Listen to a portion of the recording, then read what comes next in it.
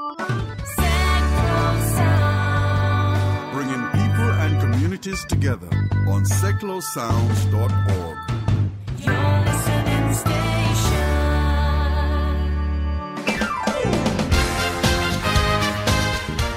Hi, I'm Terry Sullivan. Welcome to this week's Sticks Radio Show here on Seclo Sounds. Hard to believe it's the last Sticks Radio Show of October, and then we've got November and then December and that nasty SeaWorld Christmas and 2016. Got some great guests planned for the next couple of months, and today's no exception. Today on the show I have singer, songwriter and BBC Radio 6 presenter Tom Robinson. We're playing some of his great songs in the hour. Also, I'm going to be talking about his new album and his tour.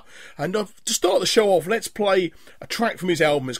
The album's called Only the Now. This is his brand new single called Don't Jump, Don't Fall.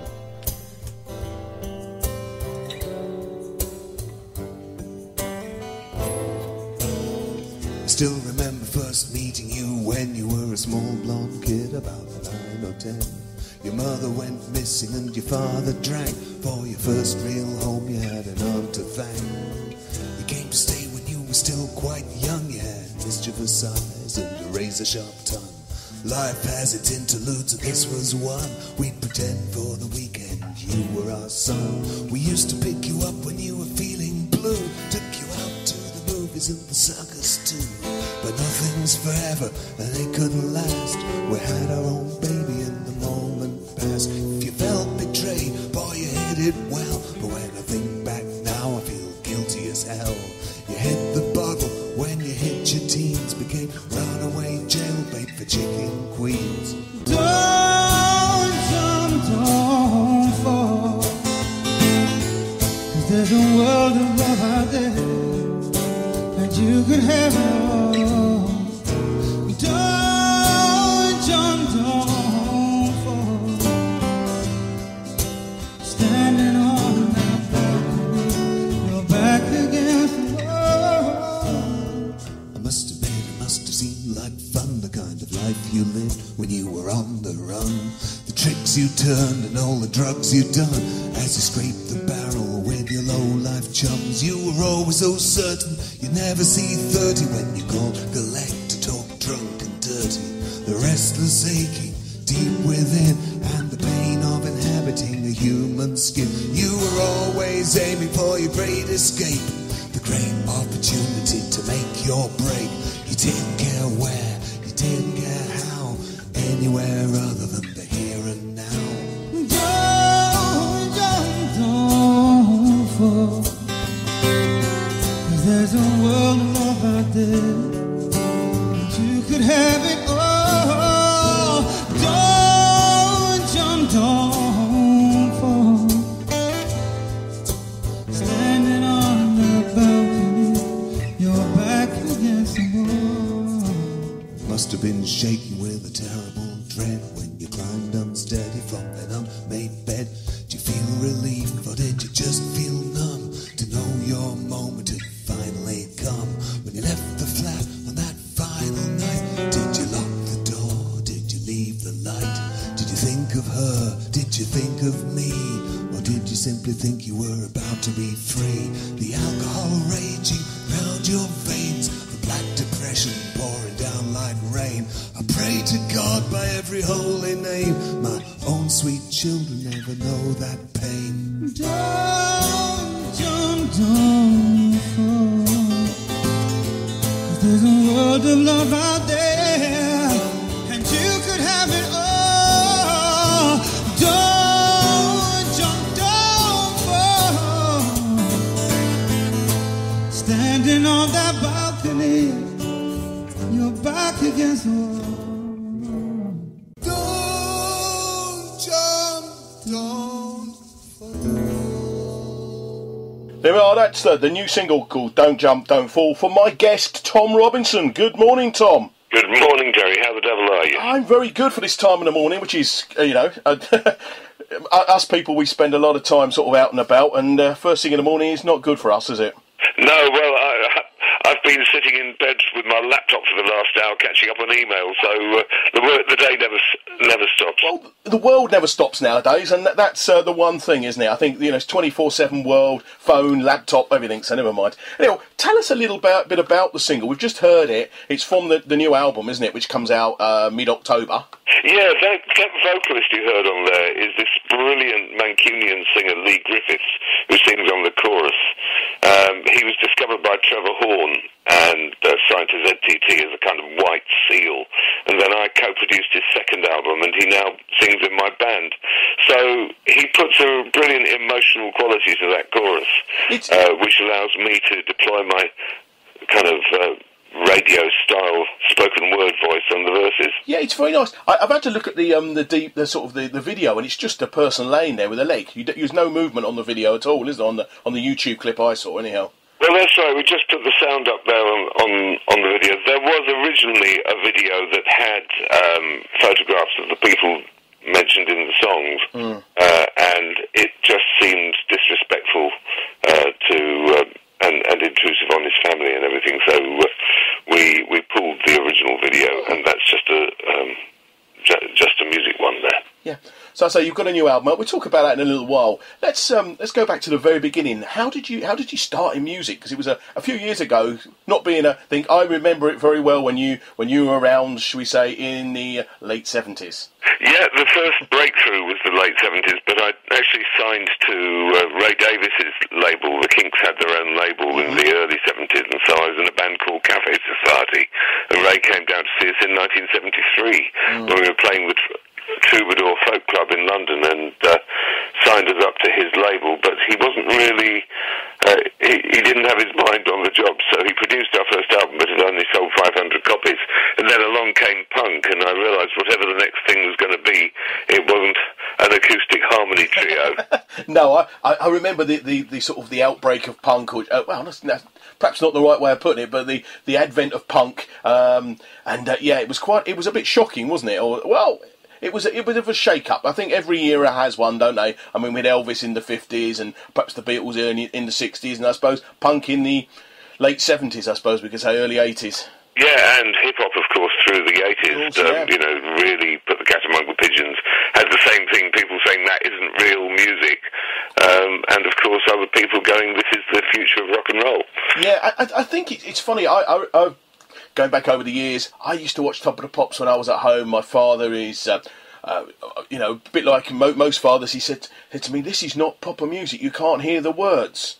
And and I remember Boy George coming on the Top of the Pops, and my dad says to me, "Is that a bloke or a woman?" I said, "I've really no idea." That's the role that dads have traditionally had. I know, and I'm not a dad, but I'm getting almost to that sort of thing myself now, which is perhaps a little worrying. I'm seeing my dad in myself, which is a little worrying, isn't it, really? So I'm a lot older than you, so I actually remember my dad going on about Elvis Presley and Bill Haley. Oh, my dad, I know, you're not that much older than me, I can assure you. I'm about 10 years younger than you, perhaps a little bit, and... But my dad, Elvis Presley, we had in the house, Bill Haley and the Comets in the house. And it's great. But, I mean, before you joined the Cafe Society trio, how did you sort of get into that, even get that far in music? Well, I had a breakdown at age 16 and went to this therapeutic community for kind of troubled boys. And one of the old boys from there was Alexis Corner, who was the kind of blues legend of the early 60s, who helped the Stones and Free and Led Zeppelin, bands like that, get started. And he came down and did a little performance for us. And just seeing Alexis, who by then was in his 40s, just strapping on the guitar and standing up at a group of people and opening his mouth and singing, just gave me this feeling, I want to do that. I'd like to be like that. And also, of course, Alexis was a considerable broadcaster with his famous shows on Radio 1. So I think my role model was Alexis Corner as somebody, A, as a performer, and then B, as a broadcaster. Yeah, I remember him. I say I'm not that much younger than you, and I remember Alexis Corner on the radio, and he was. I mean, Radio 1 had great, iconic sort of people of that era, didn't they? They really did. And I remember Alexis very well. And he sort of, well, I suppose in many ways you've sort of grabbed his mantle a little bit because of you work on Radio 6 and you sort of, well, you do what John Peel used to do, try and break new bands. Yeah, but I think when John Peel died, it left such a big void out there in the world of radio that there's so many gifted broadcasters have been able to kind of fill in the gaps, and so there's equally people like Zane Lowe and Steve Lamacq and Bob Harris in their different ways have kind of filled in the gaps. So there's a lot of us trying to fill those shoes, but they're awfully big shoes, you have to say. Oh, yeah, I mean, I remember when I think John Peel was the first man to play the Undertones and Teenage Kicks on the radio. Yeah, and a wake-up call. I was at his funeral at Bury St Edmunds, and as his coffin came down the aisle at the end of the service to the sound of Teenage Kicks, I mean, there was not a dry eye in the cathedral. It was just so incredibly powerful. Yeah, it's amazing because of, I mean, we both know about radio. It's a very powerful medium, and I mean, there was the big song back in the 80s, Video Killed the Radio Star, and everybody thought MTV and TV and digital broadcasting was going to kill the radio, but that's actually turned really the opposite, hasn't it? In many ways, the thing is, what radio does that nothing else does is it speaks one-to-one to the listener, and also you can get on with things while you're listening to the radio. Yeah. If you're watching video, you have to sit there and look at it, and you can't do anything else at the same time. Whereas radio is something that can accompany your life. It can accompany you in the car while you're doing the washing up. It's your companion. So radio has always been much more intimate, and it is a great way to discover music. Yeah. I mean, I think everybody knows, I say you work on BBC Six Radio. How did the transition from being a rock singer, performer, to becoming a sort of radio host, how did that happen? It was very slow and imperceptible because I started in the 80s. I was offered a show of mine on the BBC World Service and did that for a few seasons, and then got a job depping for Janice Long on Radio 1, again in the late 80s. And in the 90s, I was working on Radio 4. I had my own show called The Locker Room, and I used to do things like Pick of the Week, and I was a contributor to John Peel's Home Truths, actually. And after he died, I was one of the people who took over hosting the show. So I hosted about 12 editions of Home Truths on Radio 4. So I was already kind of broadcasting quite a lot on the side from my music career. And when Six Music launched, when it was under development, they recruited me to be part of the kind of research team, helping kind of pioneer the station. And when the station actually launched, I was on the founding team, and I've been there ever since. So, I know this is probably going to be a silly question. I usually have one every day. Which do you prefer, playing the music or being a radio host? I think, in terms of a congenial lifestyle, being a radio host is great, because it's like the difference between being a chef and being a restaurant critic. The chef has to come up with a new menu every year and serve their clientele night by night and keep the customer satisfied. A restaurant critic can swan around enjoying other people's work and going, Radiohead, must try harder. And that kind of presumptuous nonsense. So you're in a position of consuming music and then directing people towards what you personally think is the tastiest morsels on offer. So that's a much more congenial way to work, but perhaps you get a bit more satisfaction from making of your own music. Actually, I've never heard that analogy been used before. That's a cracker. Well, there you go. It also meant, once I was working full-time on radio, that I could sleep in my own bed, I could see my kids grow up, and I knew where the next paycheck was coming from.